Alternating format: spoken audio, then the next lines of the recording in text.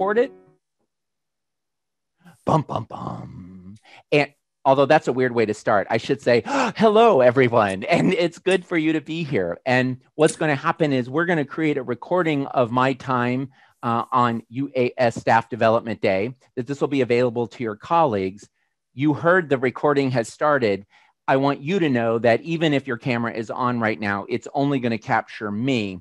And when we go into breakout rooms, I will hopefully remember, maybe Denise, you can try to help me remember, I'll pause the recording because we don't need to record that. But even if I didn't press pause, it's just going to record me here while you all are in your breakout rooms. And so with that said, I thank you and happy to make this available to your colleagues who couldn't be here for whatever reason. Good morning. I am so honored and so excited to hang out with colleagues. I worked in student affairs for several years after a dean of students. This probably happened to some of you. I was running around on a college campus, loving being a resident assistant and an orientation leader and campus program board chair. And my dean of students said, you know, there's a master's degree you can get where you can be an RA for your whole life. And I was like, shut up, that sounds amazing. And how do you do that? So I hopped off to Bowling Green, Ohio. I'm a Midwest boy. I grew up in Illinois, went to college near St. Louis, went to grad work in Bowling Green, Ohio, and then hopped up. My work was in Wisconsin, University of Wisconsin-Madison and little Beloit College for many years. And my favorite parts of my job were student development, student leadership development, so taking students to conference. And then I always wanted to serve a professional development committee where I was putting together trainings for my colleagues and I to grow personally and professionally. And a few years into that work, every time I'd go to a conference and do a breakout session, someone said, come over here, come do this. And I worked myself into full-time work back in 1997. And so I'm coming up on 23, 24 years of hanging out with college students, hanging out with student affairs folks, hanging out with businesses, all different shapes and kinds of organizations. And what I'm really excited about today is that we made it. We made it to today. This has been, I think, the strangest, weirdest years in most of our lives. For some of us, it's been the hardest year and a half of our lives. But as I said to college students last fall, this may end up being the weirdest year that you can remember of your life. It's probably not going to be the toughest year. Is that if it hasn't already, something is going to come along that's so hard, and it might not affect other people, but it's going to be hard. And the fact that you are listening to me, the fact that you are here, that's amazing. And I would love for you right now to just notice, take a deep breath and notice you made it to today. And I'm going to invite you right now to take another deep breath, and I'm going to ask you to think about the word here on the inhale and now on the exhale. In fact, take a couple of breaths. Here, now.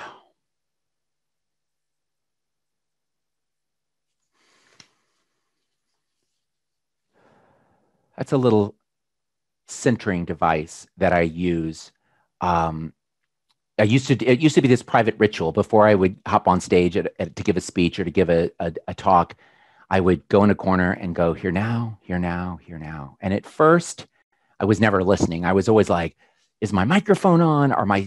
Is my zipper up? Are my slides ready? But the second time I heard myself say, here now, I thought, you know, it really would be great if I could really focus and be present. And the third time that I heard myself say, here now, I remember, this is the most important presentation I've ever given in my career. This is the most important audience that I've ever had the privilege of hanging out with, because this is who I am with, here and now.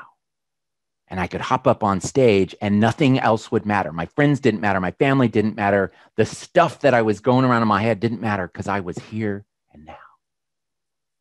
And a few years ago, I was firing up a group of school counselors, K-12 school counselors from around the state. And I was on this gorgeous stage in this beautiful auditorium and given the closing talk. They just spent 3 days together. And I hopped up on my stage and I started my speech, and I realized I hadn't done my little centering.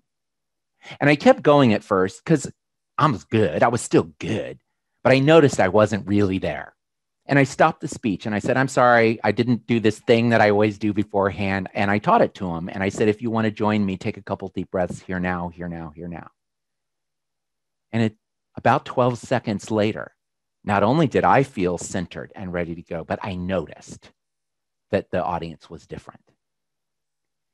And so I ended up carrying that into other presentations, because at the end of that talk, we gave out evals. This was back when we did paper evals. And we asked them on their way out the door to run home, what do you want to remember most from your time with Paul? And something like a fifth of them, I think it was over 20% of the people, wrote here now. And that for them was the thing they were supposed to hear.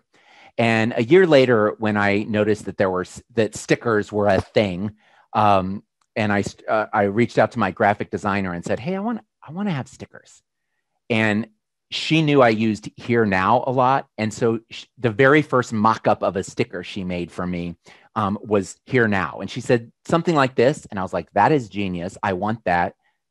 How much for me to, since you just designed it, how much do I owe you so I can use that? And she knew it was a week before my 50th birthday. And she said, Paul, this one's on the house. It's your 50th birthday present. And so I've since printed up hundreds and hundreds, actually probably thousands now, of here now stickers. And it's become one of my things. So I'm putting this image up here, possibly for you to leave up today, for if your mind wanders, that's all right. Take a couple deep breaths and come back with here now. And possibly you might need to stick this image somewhere on your computer or laptop. And if it needs to be, we might need to get you a here now sticker so you can put it somewhere that's valuable to you. I also wanted to say, just very quickly before we dive into our content, I wanted to say thank you so much for the time some of you, about 20 of you, spent time filling out a survey, either a couple of weeks ago or a couple months ago, some of you, a couple of weeks ago, another batch of you. And then this morning, a couple of you saw that and said, oh, I want to do that.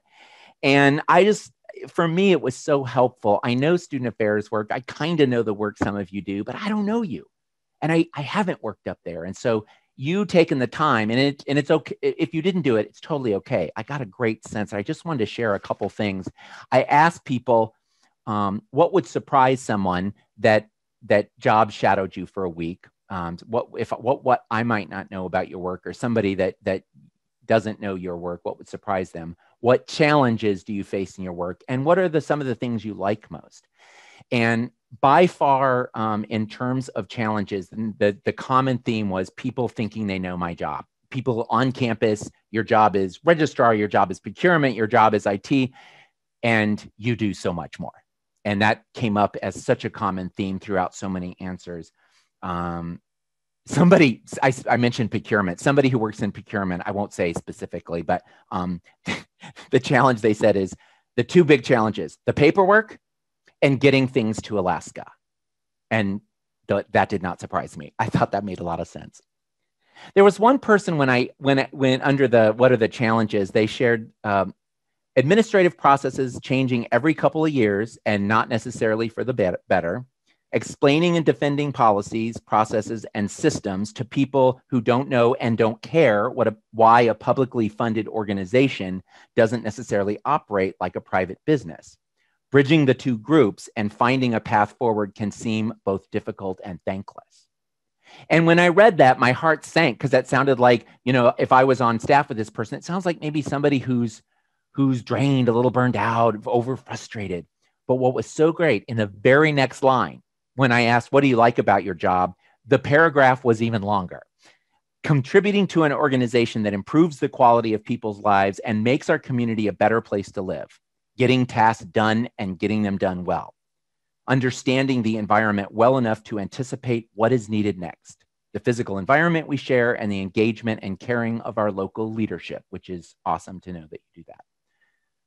So many of you, when I asked about Upside, some flavor of working directly with students. Those of you who get to work with students, it sounds like in general, it's a joy. And the number of times that you want to smack them is very minimum, thank goodness. I used to teach orientation leaders the mental smack, because, smacking somebody is bad, of course. But it's okay to go, I'm sorry, now what were you saying? Just like sometimes a little mental nudge helps make you feel a little better. But someone wrote, working with students is really rewarding. When you can build that trust with students so they know they're truly in their corner and they flourish, it's a beautiful thing. It's an honor to be a small part of a student's success story. And then this is what's great. This particular person added another paragraph. Secondly, UAS has some pretty amazing staff and faculty, people who are willing to go the extra mile for a student. I also have a group of colleagues that I can rely on. My sense of understanding may be different from theirs. We can have open and honest conversations. Whoever wrote this, can you please come around to all other campuses and help teach this, actually the whole world? Can we just do workshops? Because we need to do that. We learn and grow from each other, this person wrote. We all understand the animal that is higher education and get that sometimes we need to vent without the fear of being judged. At UAS, I am accepted for who I am and I can be myself, faults and all.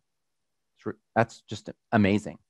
And again, a couple more comments that were very similar to being there for students, helping students out. So that was just really helpful in setting the stage for me to understand where we were going, because we did make it to today and it's been hard. And I want to see if we can share some really specific things that can help you make it. I mentioned possibly having either the handout printed out, and we're going to visit that. If you have a blank piece of paper, you're going to be using that in a second. My first question that I want you to think about an answer to, and I'm going to grab a scrap piece of paper, is how are you? How are you right now, right here today? If I were to ask you on a scale of 1 to 10, what is your energy and mood level right here, right now? I would love for you to just somewhere on a scrap piece of paper or on your handout, wherever, I just would love for you to jot down a number. And I'm not going to require you to share that number if you don't want to, but it would be helpful that you see it in ink. On a scale of 1 to 10. And then what I'd like you to do, if you're still thinking, keep thinking, scale of 1 to 10, how are you now? Then what I'd like you to do is next to that number, I would love for you in parentheses to write a range. What's the lowest number you've consistently hit this semester?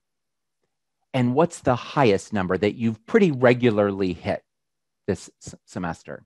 And so just jot it down. Actually, let me do mine really quick and I'll show you, see if I can hold it up right now.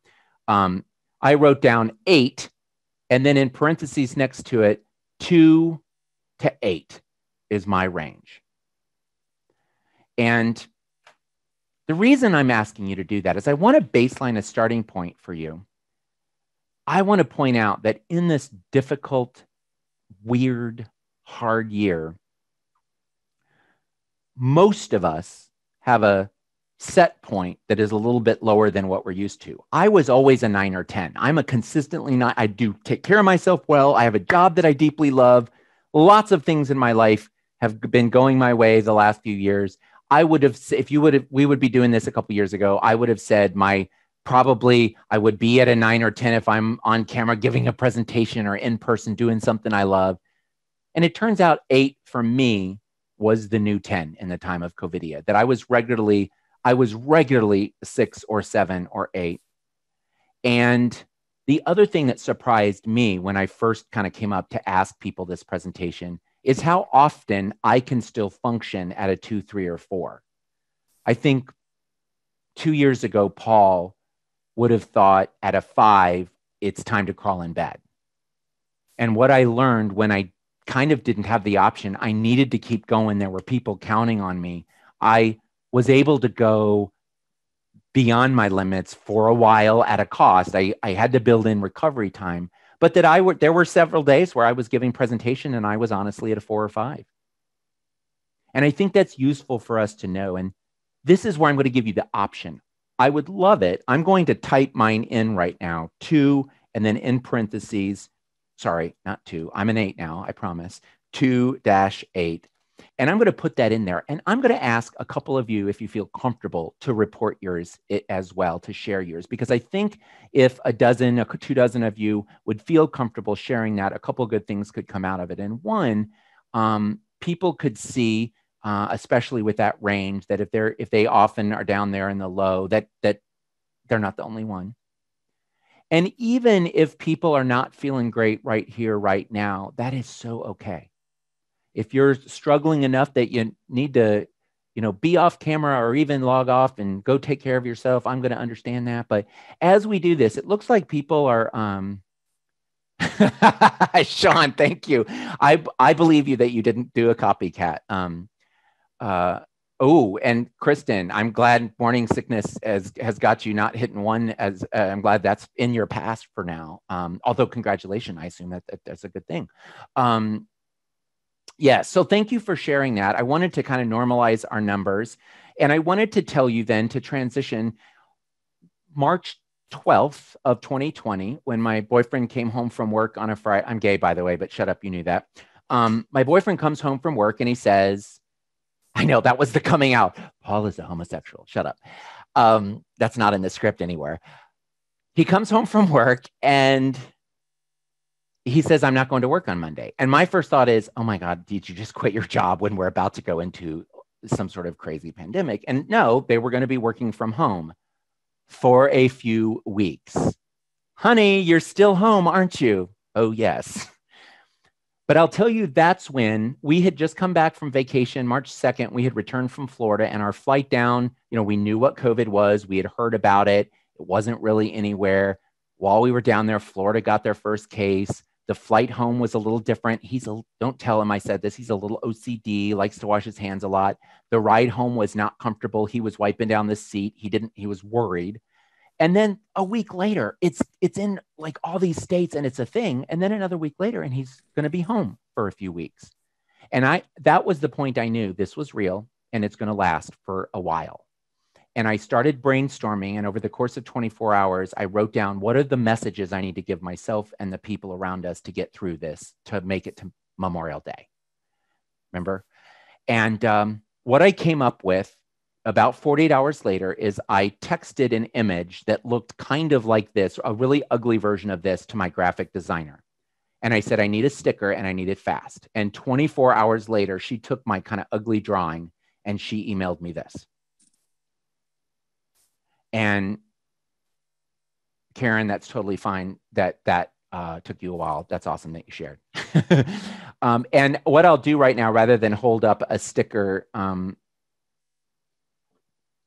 is put the image in here just so you can see it, because this is going to be the focus of our presentation. And what I believed then was that my best chance of getting through this and other people's chance of getting through this was to activate a curious mind, an open heart, and a calm spirit while we nurture our health. And my thought was, if we do this and we do it right, we can get through this. And I showed this to I put an image of this online, and I said to my people, I just lost all my gigs. I don't have any income, but I would love to give away a few hundred of these stickers. Who can pitch in some money? And within 24 hours, we had enough money to print 500 stickers and buy 500 stamps. And then I said to whoever needed hope to just reach out. And some people wanted to pitch in money. By the time we got through 500 stickers, we had a pile of money that we could print 1,000 more. We've now distributed over 3,000. I think it's 4,000 stickers we've distributed, and I just printed up another 1,500. And this became a little pep talk that I gave online called COVID Coping. And at first it was, this is how we get through COVID. And then by the time it became a workshop, we called it Ripples of Resilience. And we were focusing on how to take this learning that we were all doing right now and turn it into how to deal with challenge and how to deal with change. And when I started thinking, how do we best apply this? I thought about something that I teach in my challenge and change presentations about our reaction and how we go when something big happens, when a big change or a big difficulty arises. I always used to teach that there were these 3 phases we went through. Survival, where our goal is to not die. And then when we're sure we're not dead, and sometimes it's where our life is literally threatened, and sometimes it just feels like it. So we're in survival mode. When that's over, we can get into reviving, where we can get ourselves back to normal, or if it's a change, to create a new normal or the next normal. And then hopefully we can get back to some state of thriving. That's a really positive state. And as I was putting together a draft of this presentation, I talked it through with a friend of mine, Toby, who does speaking and training on college campuses also. And he said, I love the surviving, reviving, thriving. Here's the thing. I feel like on a typical day, there's times when I'm in survival mode and other times I'm feeling like I'm kicking butt. And then he said, and importantly, if you're going to talk about these separately, curious minds, open hearts, and calm spirits while we nurture health, isn't it true that sometimes we're in different places with these different things? And I said, yes, yes, that is so true. And so I have an image that I had taken out of the presentation because I didn't want to have to force you to go back and forth. But when I had slides, I used this image. And somebody who saw a recent version of this said, you took out the turtles. You can't take out the turtles. So this is back for, I think Steve was his name. The turtles are for Steve. And if you look at this image, you will see the freaked out turtle who is saying, I don't want to die. And then there's the revive, the exhausted turtle that says, let's get better. And then there is kind of a crazy looking turtle that's wanting to thrive and kick butt. And you see that sticker in the middle. And what our goal is over the next half hour or so is we're going to dive in and we're going to look at how, wherever you're at in each one of these, today and in the future, some specific actions and mindsets to take you from wherever you are, surviving, reviving, thriving, to wherever you want to be. But in order for us to tackle this in about 25, 30 minutes, I do want to practice our small groups. So this is what I'd like to do here. It looks like we've got, well, I don't know how many people are in the room right now, but we'll find out when I go to this room. So I'm going to create 16 breakout rooms. And what's going to happen is there's going to be about 4 or 5 people in each room. And if you joined us late, let me put back up there really quickly, small group intro. If you already have that small group intro, you can go back to that. But I'm going to put that image in. And here we've got, again, this blue square that basically I'm going to give you all, you're going to all get there, 4 or 5 people. It'll take us a second once I open the rooms. You're going to be in that room for a while. You're each going to have about a minute. Pretend you're at a professional conference, do the little, hello, my name is kind of thing. And just a minute, some work stuff, some light life stuff. And at the end, toss in something that reliably lifts you up, whether it's, and I put on the square, a song, a book, a movie, a show, a food activity, whatever.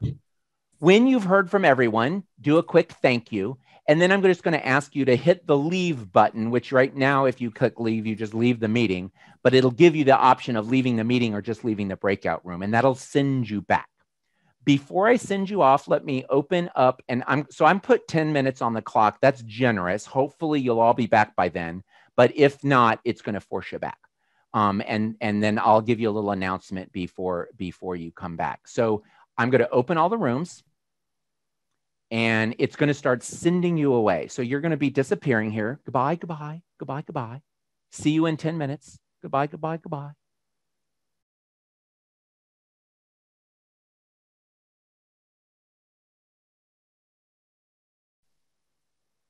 And so we're back from our groups. We're ready to dive into some content. And I think the best thing to do is get you a slide that is the slide we're going to be looking at for a while. The handout is perfectly fine if you want to have that open on your screen or print it out. But this slide is basically the color. This is the slide version of the handout that we're going to be looking at. And really quickly, whether you're looking at the handout or this image, this is simply the big sticker that is a blue heart saying, we got this, curious minds, open hearts, calm spirits, nurturing your health. If you're wanting to take some notes and you don't didn't print out, my suggestion is to take a piece of paper that's blank on one side and just fold it into quarters.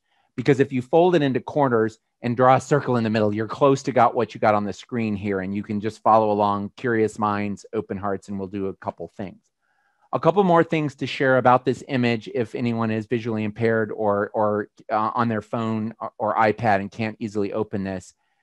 Each of the each of the 4 areas we're going to cover, curious minds, open hearts, calm spirits, nurture health, we're going to cross them over with the 3 modes of getting through challenge and change: surviving, reviving, thriving. So you should see in each of these boxes a little red S, and that stands for surviving, a little yellow R, which stands for reviving, and then the T, green, thriving. And then there's a word and a fill in the blank, and we're going to walk through that. I do want you to know there's a slide just like this that's completed that I'm going to send you as a link at the end. So if you're not a note taker, sit back, relax, just listen. It's all good. I found this is kind of helpful to allow people to track where we're going. Before we dive in, though, we're doing good on time. We're going to get us done on time. We're going to explore some things. I'm going to then, after I walk through this with you, I'm going to let you digest it for a little bit, give our introverts some time to do this. And then I'm going to put you back in those groups, and those same groups that you just introduced yourself. I'm going to give you a chance to say, what are you thinking about? How are you feeling? What do you want to remember from this content? But I want to share something with you. 20 years ago, when I first started doing this stuff full time, some people asked me after a conference, they came up and they said, "You're so good. We're so fired up, but we know it's not going to last. Can you please come to campus every Monday morning and give me a pep talk?" And I said, "No, thank you." But it gave me an idea. And there's an activity that we do even way back then that I've almost always done in my presentations, where I give everyone a little card that has an inspirational quote on it. And I'm getting ready to talk to a group that I've been talking to every year for years and years. And I put on social media 2 days ago, if our paths crossed at the Wills conference, tell me what year you saw me and tell me what you remember most about from the presentation. And sure enough, there were people going all back to the late 90s and early 2000s. And the most common thing they reported was the little quote they got. And some of them even said, "I carry it in my wallet. Here's what it said." It was amazing. So what I said to this group of people, I said, "I'm not going to come give you a pep talk every week, but what if every Monday morning I sent you an email that had a couple inspirational quotes and something to think about for the week?" And I told them, "I'll send it to you for free, no marketing, and how to unsubscribe at the bottom, as long as you help me find cool quotes so that I don't have to do all the work." And we called the email Ripples to focus on the ongoing impact of our smallest action. And the first email, January 15th, 1999, went out to about 75 students and student affairs people. And by the end of the week, I had 20 quotes in my inbox from people who said, "Here's something if you want a quote for next week, but please keep doing this. This is awesome." And several dozen more people said, "Hey, I forwarded this to my staff." Remember when you used to forward emails? Thank goodness we don't do that anymore. But a bunch of people had forwarded them on to other people, and they said, "I want to be on this list." So the next week, we had a couple hundred people. We had a whole bunch of cool quotes, and I shared 2 quotes, something to think about for the week. Last week was week number 1,147, I think. So 1,147 Mondays. I haven't missed a week. And we now have over 30,000 people that get Ripples every Monday. And I wanted to share one from 2 years ago. This was Ripples number 1030, Thriving in the Mess. And I didn't realize it at the time that I was developing this workshop, but I think this is where I planted some seeds in myself. And there's 2 quotes and then something that I write called the Ponder, Pebble, Boulder, Ponder. And the Pebble this week was from Joanna Gaines, if you know Magnolia, the home improvement show, and it was shared by Leslie in Madison, Wisconsin. And it says, "I always thought that thriving would come when everything was perfect. And what I learned is that it's actually down in the mess that things get good." I don't know if I told you, thriving in the mess is the theme for this week. And the boulder came from actress Kerry Washington. I know her most from, I think it's Scandal. But she's been in lots of other amazing things too. Shared by Brenda in Dallas, Texas. And it says, "I don't have to be perfect. All I have to do is show up and enjoy the messy, imperfect, and beautiful journey of my life. It's a trip more wonderful than ever I could have imagined. And then the third part is the ponder, the part that I write. And this one says, today's pebble and boulder are attributed to strong women who have faced adversity and figured out how to embrace life's inevitable difficulties as opportunities for growth. It's fairly common to believe that our best life begins only when we get a grip on all the big stuff we're currently struggling and solve all the tiny and titanic problems that have bubbled up in our lives. It's a mythical yet tempting concoction of the grass is always greener and the future will be better and tomorrow me will have everything together way more than today me does. Can you relate to that one? Here's the thing, I write. While they might be nice to have, it turns out we don't absolutely need greener grass or brighter future or better me in order to thrive. We just need to embrace today's grass and today's opportunities and today me. Even the toughest days usually have some nuggets of goodness and joy to be savored. And it's more than possible to get stuff done even when our best me isn't available for appearances on a particular day. And the bonus treat is that anytime today me is able to eke out even a teensy bit of progress, it makes things easier and better for tomorrow me. Are you following? I know it's a little confusing. And then I write in parentheses, I know for certain that today me is deeply appreciative of so many things that several versions of yesterday me accomplished. So join us, me and Joanna and Leslie and Carrie and Brenda, in thriving amidst whatever messiness exists in life right now. Invite today you to cut yesterday you some slack while tackling a few things to help tomorrow you thrive even more. Work some, play some, and grow some, and then go to bed early enough to rest up so we can do it all again with tomorrow you. And I end, are you in? Peace, Paul. So our job, our task right now is to take a look at curious minds, open hearts, and calm spirits while we nurture our health and think in terms of surviving and reviving and thriving. And I'm going to point you first to curious minds. And so for each of these things, if your mind, if your thoughts and feelings are swirling and everything's all over and you're struggling, the surviving mode action is simply to notice your thoughts and feelings. It's that simple. And if you're wanting to write that down, that's all you have to write down. Notice your thoughts and feelings. And if I asked you right now, what are you thinking?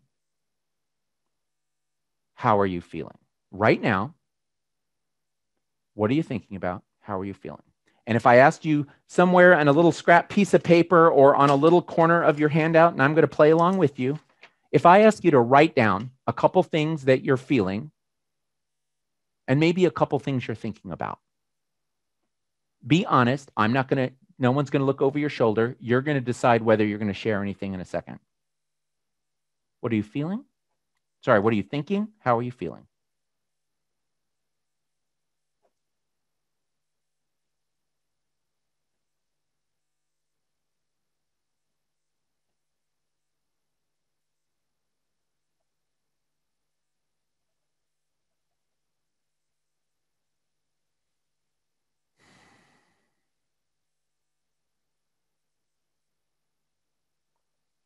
And then I wrote down thinking things first. I'm going to write down at least a couple feelings.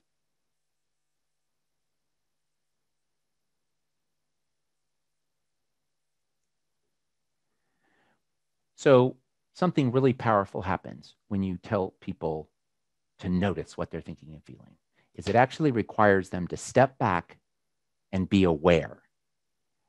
And that creates a little space.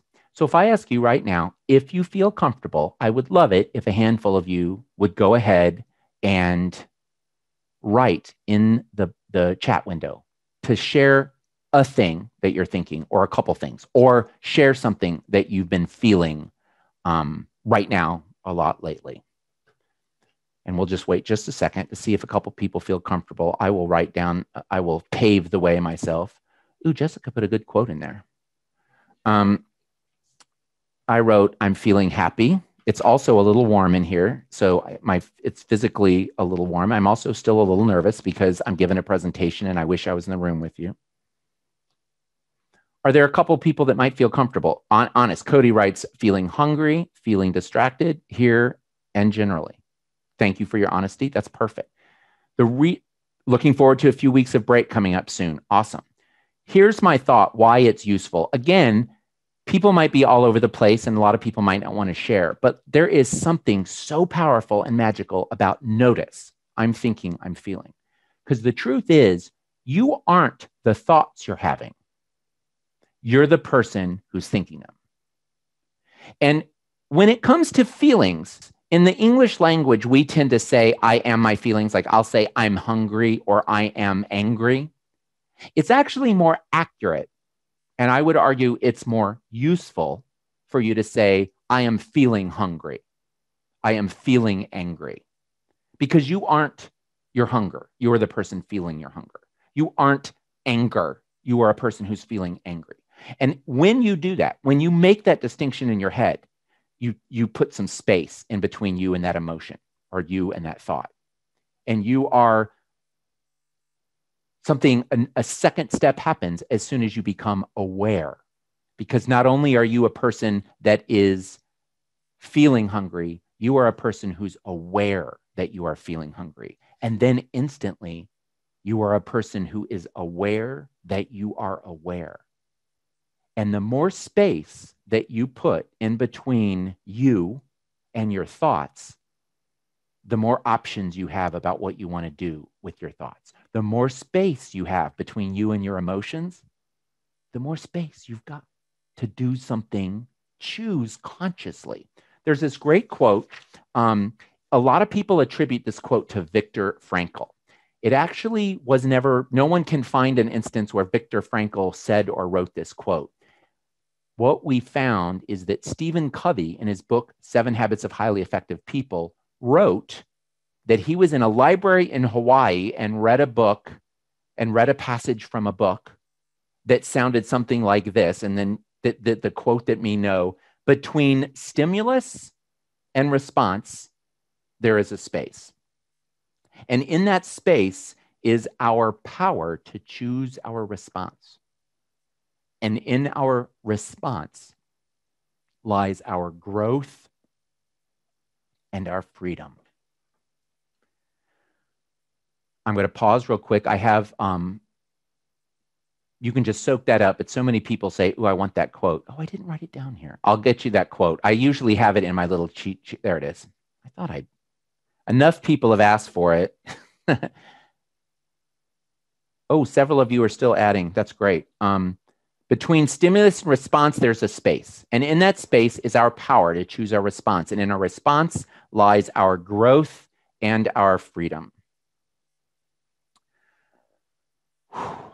When we're ready to go from surviving to reviving, the step is to choose your focus. And that's the simple thing, is just to write, choose your focus, is that you are in charge.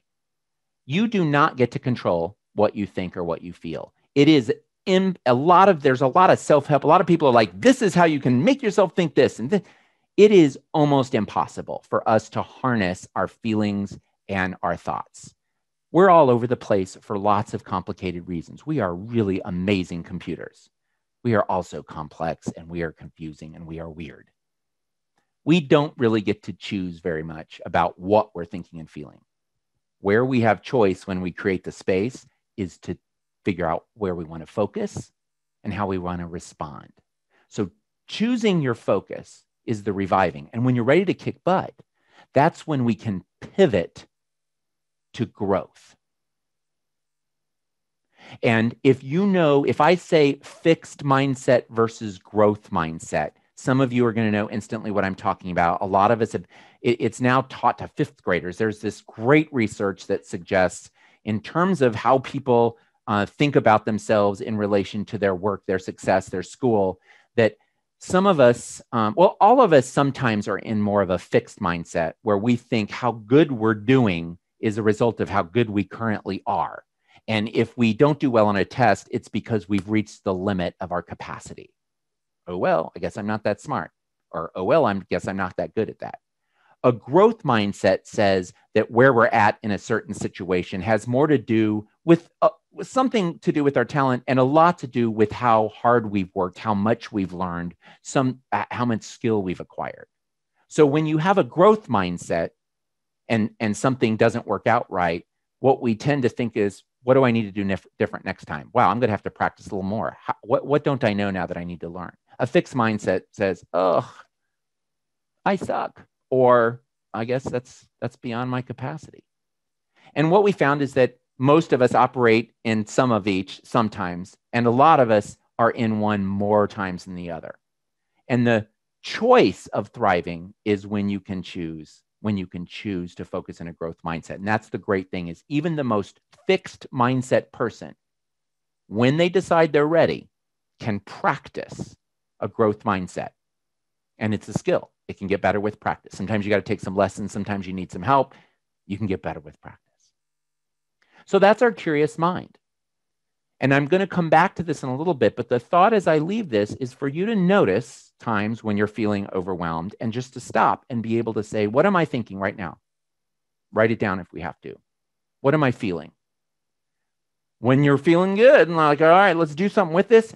How do you want to focus? Do you want to set that aside? Is it a distraction that you don't want to focus on right now? Write it down, put it in a note. I'm going to think about that tomorrow. Or I'm so worried about this, I'm going to crawl out of bed and write for a few minutes and get it out and then set it aside. Or let's tackle it. Let's deal with it right now. Let's call someone. Let's ask for help. Let's work through it.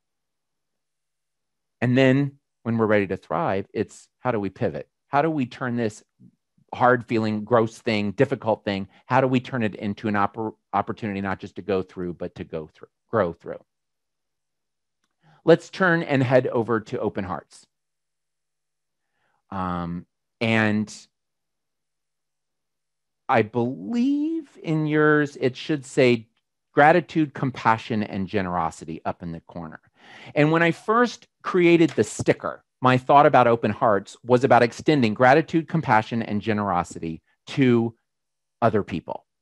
But when I sat down and asked, what's the surviving mindset? What's the surviving energy? What's the surviving focus? It was applying these things to ourselves. So if you're taking notes and it says towards blank under surviving, it's towards yourself.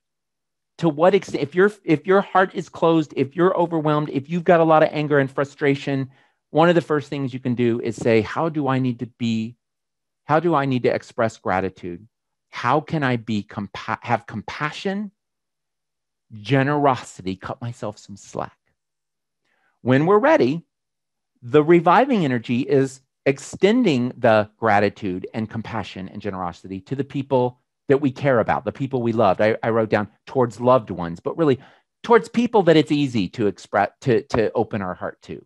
The people in our lives who maybe sometimes drive us a little bonkers, but in general, we have gratitude, we have compassion, and we have generosity.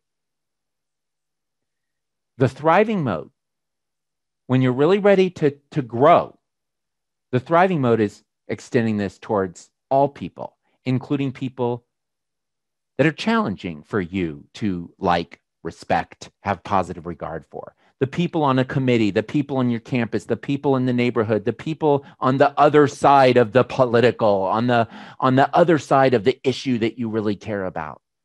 And practicing, when you're ready to thrive, gratitude and compassion and generosity towards them. I don't know if you remember a few months ago when we were first being told we were supposed to wash our hands for 20 seconds. And I was practicing really hard. And the thing at the time was sing happy birthday twice. That was what I was doing. And it turns out by March 20th, a week into this, I was sick of singing happy birthday while I washed my hands. And I was complaining about this to my friend Toby that I mentioned had helped me out with some of this presentation. And we were wrapping up a phone call and I said, God, I wash my hands so often now and I'm sick of singing happy birthday. And I'm afraid the next birthday I go to, I'm going to refuse to sing. And he came up with we ended up staying on the call for 3, and you're going to think I'm exaggerating.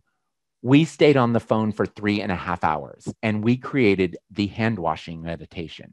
And it has 3 stanzas. Just hear me out. It says, right now, I'm doing the best I can. Sometimes my best may not seem good enough. For now, my best is the best I've got. Second stanza. Right now, other people are doing the best they can. Sometimes their best may not seem good enough. For now, their best is the best they've got. And the final stanza is, we are all doing the best we can. Sometimes our best may not seem good enough, but for now, our best is the best we've got. Let me paste it because people ask me about it. So I'm going to paste it in there. Oh, and you know what Toby did for me? Actually, Toby did for a lot of people, but I asked him to do it and he did it. And then a lot of people have benefited. So the second thing I'm pasting there is he wrote this out. He's a graphic designer in addition to being a speaker. So he put this on what looks like a little index card, recipe card type thing so that people can print it out if they want or just have it somewhere. And I'm sharing that with you here just to get you wondering, where is my open heart at? If the whole sending goobles of love out into the universe to every person, including people you want to strangle, sounds awful and it gets you nauseous, don't do that. It's not time for that. Start with yourself and try saying, I need to cut myself some slack. I need to be grateful. I need to have some compassion for me. And when you're ready, when that feels good, when you believe it, try doing it a little bit more to some people around you. And when you're ready, my friends, it's a challenge. It's worth it. When you're ready to thrive, it's so phenomenal that you can extend this to all. Hey, guess what? We're halfway through this. It's 10:30. I know I had you take a break a little bit before, but I know my body needs to stand up every half hour. So I'm going to invite you right now. I'm going to back away from the computer since I don't want to shove myself into your screen. I'm going to invite you to stand up real quick if you want. And I'm just going to take a stretch. Oh, that felt so good. And you are welcome to do this as well. And if you need a bigger stretch than this, if you need to run to the restroom, I'm going to keep going here. But if you need to stand up and get some water, please take care of you. If we were together, I'd be saying the same thing. I'd be encouraging you to get up and go get some coffee or caffeine or whatever feels right to you. And hopefully we're doing okay. We're doing great on time. We're going to end promptly and keep this moving. I want to wind around from curious minds and open hearts to calm spirits. And as I say, here now, here now, here now, I am not finding, I'm not here. I'm lying to you and myself. Excuse me while I stand up. I lost my here now sticker. I'm like, here now, here now. And I'm like, where's my sticker? It's like, Paul, you're not present at all. Take a couple here nows.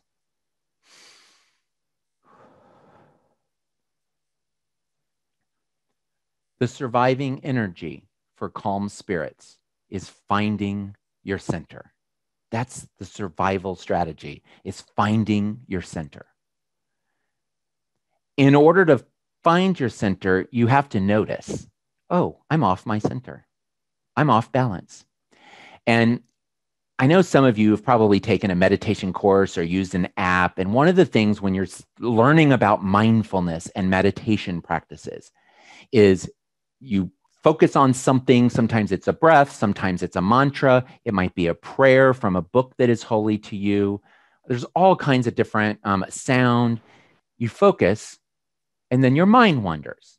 And the instruction is some version of notice and to return to your center. And that is the reviving strategy. Finding your center is often relatively easy for a moment. And so that's the survival trap. If you're, is just to take a breath and say here now, or some mantra that works for you to kind of like, here's my center. The reviving, the thing that's going to take you to some really interesting places is when you become aware that you're off your center, you're losing your cool, you're not your best self, to say, oh, I'm not at my center. And then without judgment, and this is the instruction in mindfulness and meditation that really loses people, because usually what people go is, I'm off. I didn't focus very well. Damn it. Oops, sorry, I just cursed.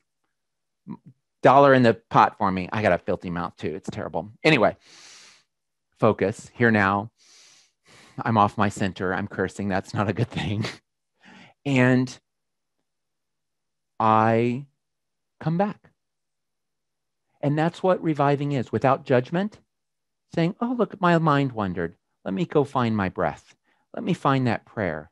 I understand so much more. Both of my grandmas, I was raised Catholic, both of my grandmas always had rosaries with them. And to me, as a kid, it just seems so dumb. Why am I saying, Hail Grace, Lord is with thee. Hail Mary, full of grace, Lord is with thee. Blessed art thou among women, Holy Mary, Mother of God, Hail Mary, over and over again. What's that?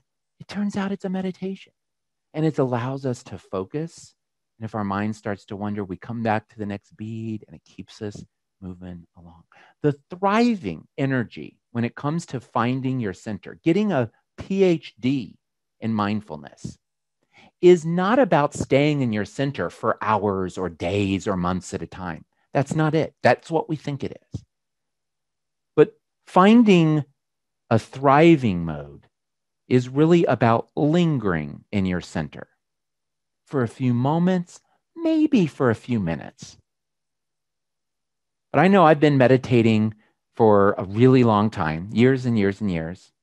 I've logged, I just blew a streak on my Calm app. I was up to 198 days in a row where I had meditated every day. And then I missed a day, and I had to start all over. I'm on day 10 of a new streak. But I meditate a lot. And I will tell you that this morning at my chair at 4:30, I woke up early because I was excited to hang out with you. Mind wanders. What's getting better is I say, oh, my mind wandered. Come back to the breath. And then I end up, when I do the 30-minute one, it doesn't have much guidance in it. It sets you up at the beginning and then it just lets you go. And my mind will wander sometimes for minutes. And then it comes back. And after a while, I'm able to linger. And sometimes I find myself staying present, focused on my breath for several minutes. I will never make it for 30 minutes. I don't think it's possible. For most of our monkey brains, that's just not how we're wired. Thriving is possible when we're able to linger for a few moments, for a few minutes. And then we swing over to the last of our 4 items, nurturing your health. And originally, when I designed this sticker and I was thinking about COVID coping, it was really about how to not get COVID, how to minimize the chance of getting COVID, minimize the impact if you do get sick, and then to minimize the impact on the healthcare system. So it was basically, we put nurture health in there to wash our hands, slap on a mask, even if it's weird, and socially distance.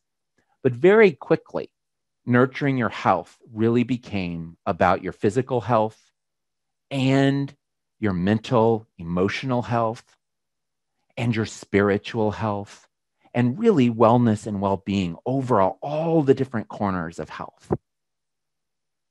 And when it came time for me to decide what's the surviving mode, when something is happening, what's the first thing to do? And you know what I did? I borrowed from 2 pots in my past. Boy Scouts, I was in Eagle Scout and learned a lot about first aid back then. And then in college, I went through EMT training. And what I learned was about assessing and triaging. And so if you're filling in the blanks, those 2 words are useful to write down: assess and triage. And the idea is, if you fall and hurt yourself, the first thing you do is to notice what are the injuries, what's the most important one. And it might be important not to move your leg because it might be broken and it's hurting really bad and you need to wait. But if there is such imminent injury that you're bleeding, that you're so profuse it's really, really bad, moving in order to get a tourniquet to take care of that takes precedent. If there's a group scene that you around where a bunch of people are hurt, you have to do a quick assessment. You do an assessment, you do a quick triage. Who's got the most life-threatening injuries? Let's focus on them. Same is true with mental health. We're feeling overwhelmed. We don't know what to do. Let's do a quick assessment. What's the biggest thing? What's the biggest problem that needs attention that if we do it, it's going to help the others go away? Let's focus on that. So that's surviving energy. And then reviving, it's applying first aid. And I'll tell you, I love the fact most of us first aid training, we've gone through something, CPR, basic first aid. I am so excited that on so many campuses, I don't know if this is true on your campus, but the idea of mental health first aid, and we have mental health first responders, people who go through a little lay training, volunteer training to get a little bit of extra skill in helping people who are having who need some mental first aid or emotional first aid. And I think you can extend that metaphor to think about spiritual first aid, occupational first aid, like, and again, thinking largely about wellness in all the different areas. And that, by the way, is the thriving energy. If surviving is assess and triage, figure out what's wrong, and the reviving energy is to try to address what's wrong, thriving is where we figure out what's right and how do we get more of that. And that's where I wrote down maximize well-being. And this idea, so many campuses, it's so exciting.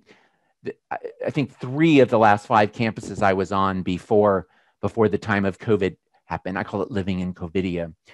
3 of the 5 campuses I had been on at the end of 2019, the beginning of 2020, had renamed their campus recreation center to include the word wellness in it.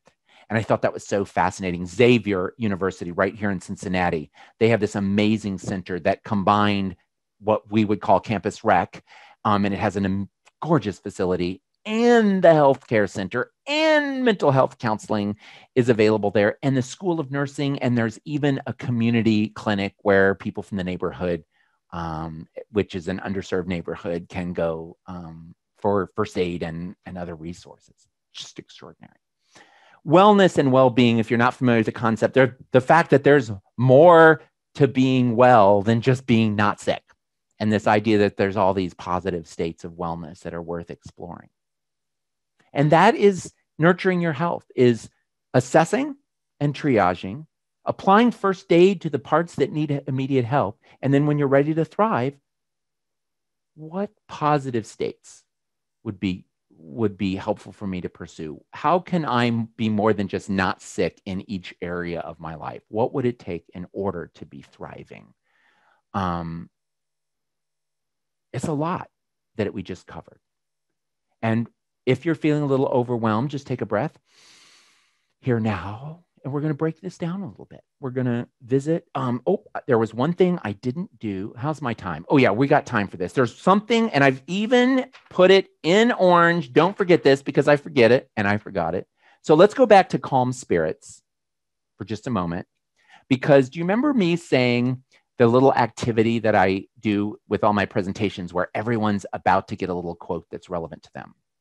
Well, a couple of years ago, long before I had ever done an online presentation, if you would have reached out to me 2 years ago and said, hey, Paul, we can't afford to fly you up here. Would you hop online and do a remote? This is what I would have said to you. I'm sorry, I can't work under these conditions. I have to be in a room with people in order to share my energy. And so no. And then COVID came along and said, no choice. And so then I figured out how to do this. But a couple years ago, before all of that happened, somebody a day before a presentation, when I'm getting ready and counting out Ripple's cards and getting ready to drive down to Procter & Gamble, they said, by the way, half the people that will be attending your session will be dialing in remotely. And I was like, how are we going to get them little Ripple's cards with their quotes? So I called a friend of mine and he said, I know how to do it. Give me an hour. And he threw together a very basic looking website. It wasn't very sexy looking, but it was a little website that they could just go and click and one of 30 quotes would pop up. So I was able to do that. Well, over the last 2 years, in his free time, he's tweaked this website. And I'm so excited to introduce to you what we call the quote pond. And what's going to happen, and by the way, it's a pond. It's nowhere near as beautiful as that water that is in that webcam that somebody just shared with me. It's beautiful, but it ain't that beautiful. But if I ask you right now to make your way over to the quote pond, if you can't click on something, I'm going to talk you through it and we'll figure out how to get you something. You should just see a bunch of rocks. But if you run your cursor over it, you may notice that there's some water there. Now, in just a moment, I'm going to have you click on the Ripples logo and a quote is going to arrive. Before you do it, resist the temptation. I need you to know the quote that pops up is supposed to be the quote that you are to get at this time. If you believe in God, if you believe in the universe, this is a message from above. If you don't believe in the universe, if you don't believe in Miss Cleo, your psychic friend, you can still participate because here's the truth. Even if you don't believe that things happen for a reason, you can choose to make meaning from the randomness. So when you're ready, I'll have you click on the ripple where it says ripples at the top, and one of 4,250 quotes is going to pop up. And before you hit the logo again, you're going to be tempted. Ooh, more. You can get more, but I'd love it if you saved this one. Copy and paste it, take a screenshot, because my suggestion to you is that the quote that just arrived is meant for you, either because there's a reason or because you, with a little bit of thought and creativity, can find meaning for your work and for your life. And that is going to be a possible topic when we go back to our breakout room. So what's going to happen right now is I'm going to guide us. I'm going to give you some options for topics. Basically, what I would love for you to do is go back to those groups you were in. You will have already introduced yourself, so you don't need to follow that instruction. And I just want to share some questions with you that you're going to explore. Oh, let me do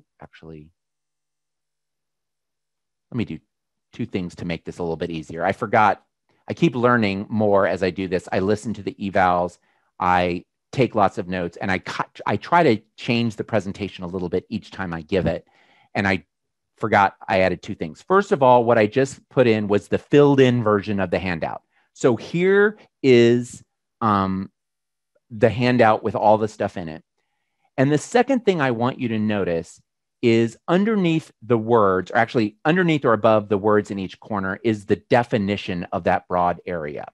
And what I would love for you to do for curious minds right now is if I were going to ask you to assess how your curious mind is, and the definition right now today at this moment is recognizing your thoughts and feelings and being able to pivot to a growth mindset.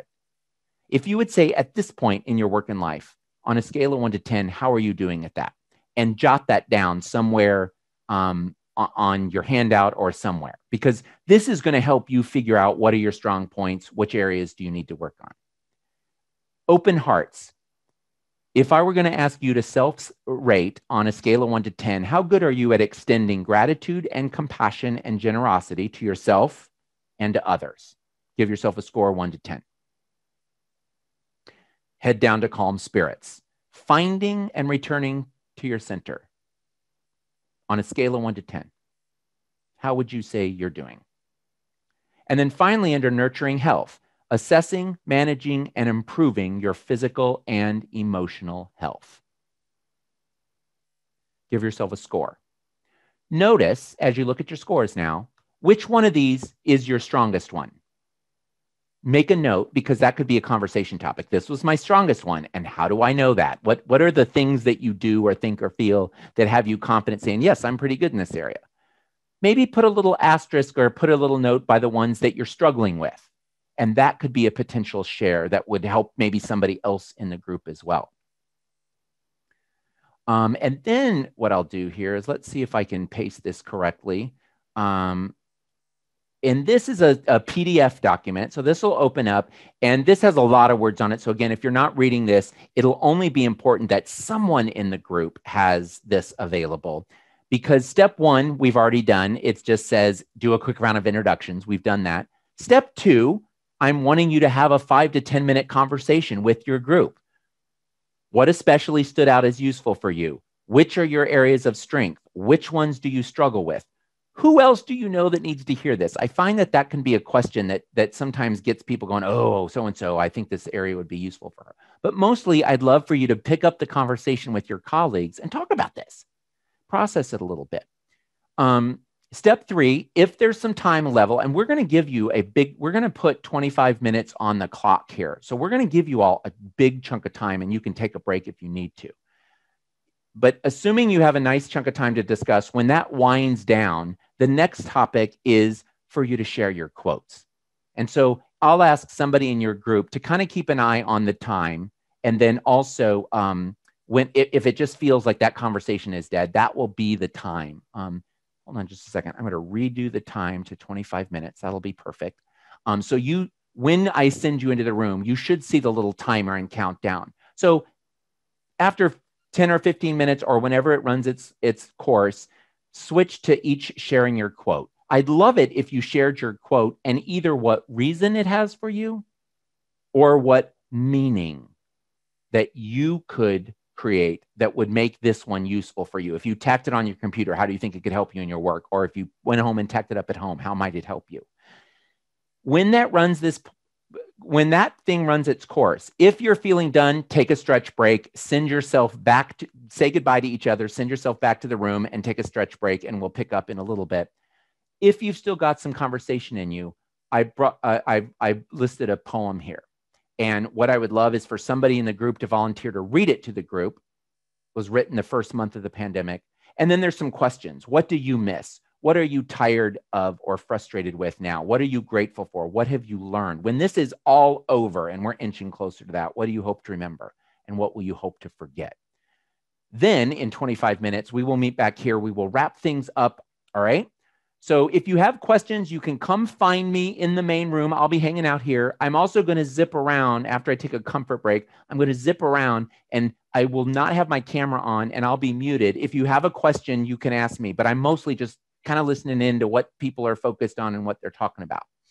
And with that, I'm going to open the room. So you'll dash away. So I'm going to go ahead and open all the rooms. Boop, boop, boom. You're going to zip away. Zip, zip, zip, zip. Goodbye, goodbye. See you in a little bit. 25 minutes. 25 minutes.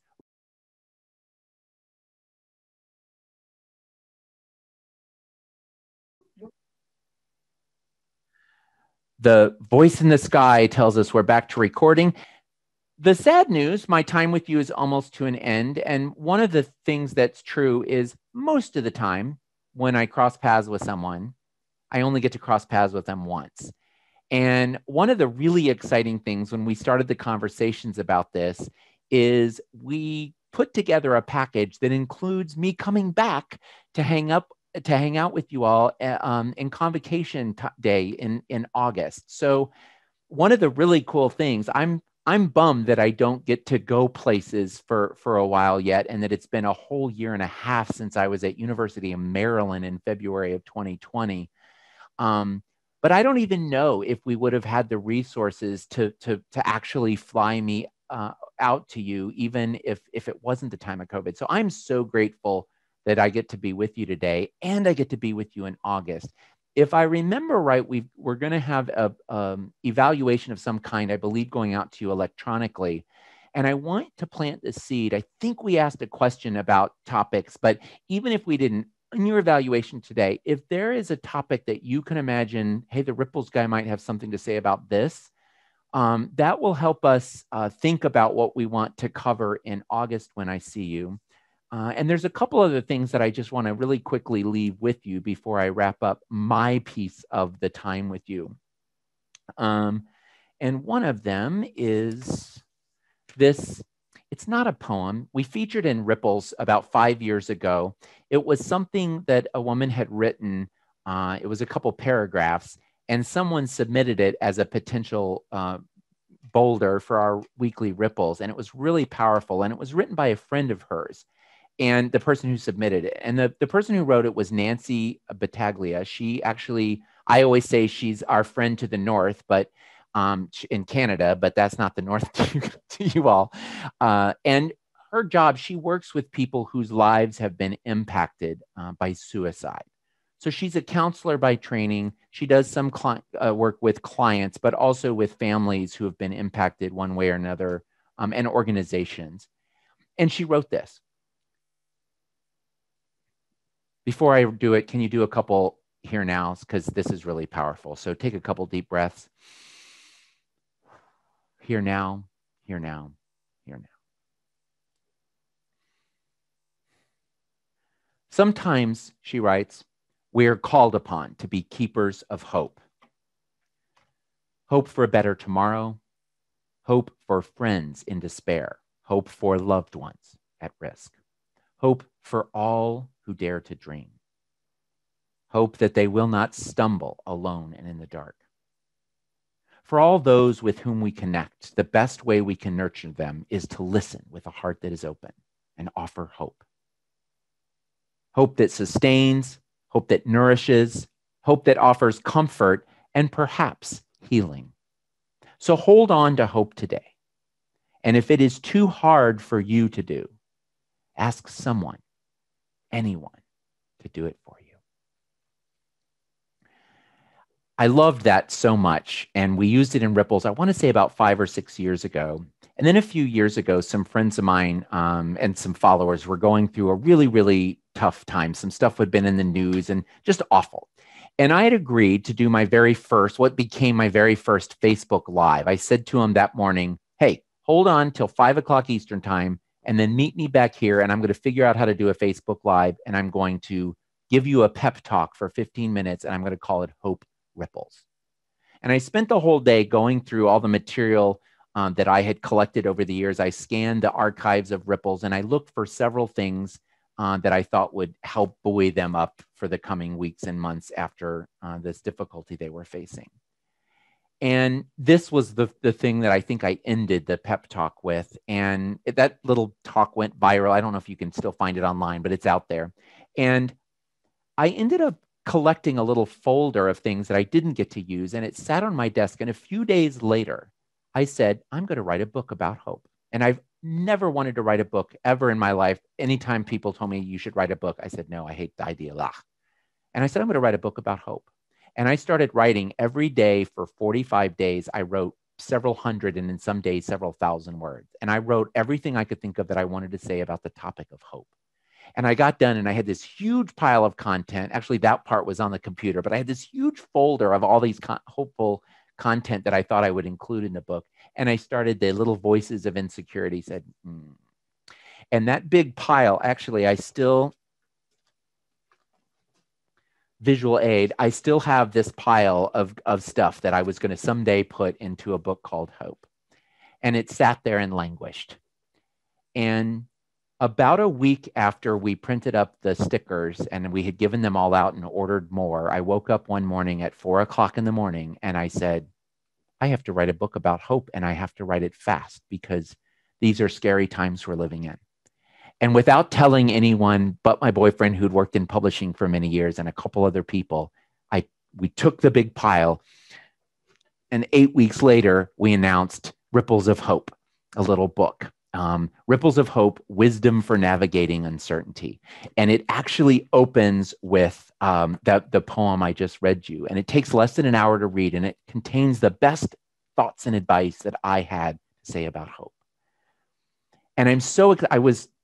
My plan was to offer you all a free digital copy of it. We were able to use some extra funds from the sticker to get the digital layout done so that it didn't cost me any money to get a digital piece of this. And I am, in fact, going to offer you a little digital copy if you want.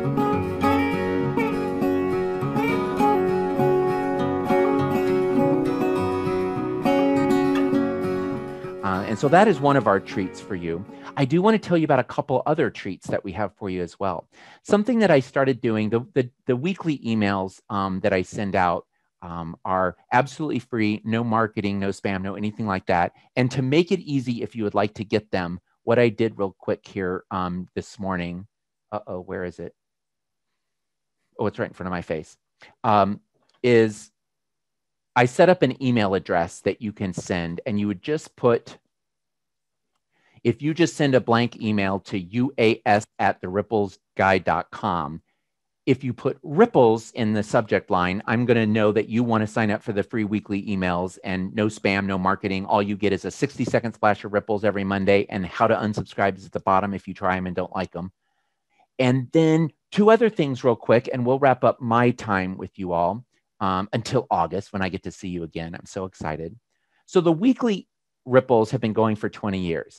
A few years ago, I started an experiment with some students that I thought was going to have to stay small, and it's to send a daily splash, a text that has an upbeat quote every morning. And we found a really inexpensive way to do it, and some people have underwritten the cost of it. So it doesn't cost me anything, and it doesn't cost you anything. And every morning, here's the trick, though. I've never offered this to people in Alaska. And so the texts are queued up to send at 11 a.m. Eastern time, 8 a.m. Pacific time, which I'm afraid means like 2 a.m. your time. It's probably not that bad. But if your phone is on by the bed, this is not a thing for you. But if your phone is off in the morning, 7 a.m., okay, that's not end of the world. That's not horrible. I know you're all morning people. If you would be interested, it's a very simple thing. Again, free. I never know what I never find out what your phone number is.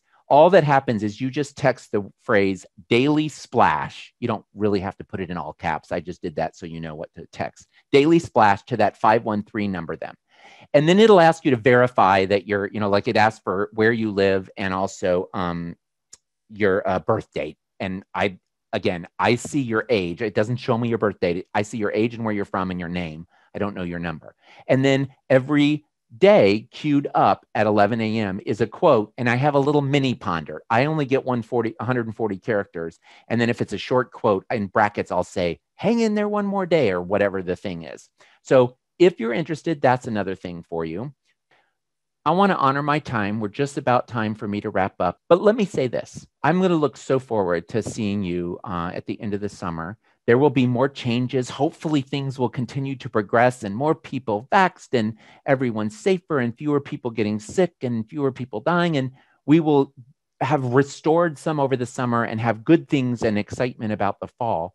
I will not finalize what I'm going to say in August until I rehuddle with Denise and the planning folks to find out what is it that you all mentioned you would like. And we'll put together, it's going to be short. It's a shorter presentation. And then who knows, maybe I'll get to hang out with you some more in the future. Just in case this is the last or only time our paths were meant to cross.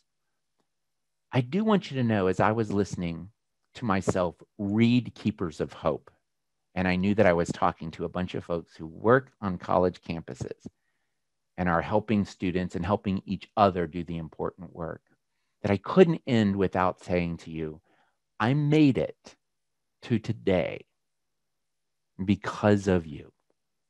Some of your colleagues at University of Illinois in Champaign-Urbana and at McKendree College were absolutely essential to me making it today. I grew up in a world that I didn't think had a place for me. And I was not convinced that I was supposed to be on this planet. And unfortunately, I tried more than once not to be on this planet. And when I got to U of I and came out to myself and immediately then came out as gay to my floor, all male floor, not a good idea in 1985, I'll give you a hint. It was hard and it was scary. And by October 3rd, I was in the hospital with a pretty serious attempt to end my life. And I made it. I remember the counselor from the school that showed up. I remember the hall director. I remember some of the staff and the student leaders that were there to help me. I made it. I transferred to a smaller school. I ended up getting involved in things, getting my way to things that helped me heal and helped me become whole. And then I fell in love with the idea of giving back. And I got on college campuses as I was learning about our amazing field. And that's when I started discovering it wasn't just the people I interacted with that were the obvious, these are people here helping students. There were so many other people on a college campus that are there, some of whom hardly get to have any direct impact with students. And yet here they are making a difference. And I know it was some conversations with the registrar when I was so despondent, I had so little hope. I felt so at loss that there was somebody in the registrar's office whose job wasn't to counsel me, who went out of her way to help me and was patient with me when I didn't understand some things that I probably should have. I have since come to encounter so many souls that get so few opportunities to hear the work that you do matters and it makes a difference. And so I want you to hear from a student who made it, in part because of the contributions of you and lots of other people have made it. Now, hopefully, my paths will get to cross with you in August and maybe another time as well. Who knows? And social media, ripples, I'll see some of you. The daily splashes, a little secret I'll whisper to you. Once you start getting the daily splashes, if you text back to the number, that goes to me and only to me. So I can actually, if there's one you like, you say, oh, I love this one. Or if you say, hey, Paul, you're awesome, I will respond and I will say hi. So I will see some of you on ripples, on daily splashes, on social media ripples guy. You can find me anywhere. Lots of you I will see in August. And just in case I don't, thanks again for the work that you do and congratulations. You made it to today.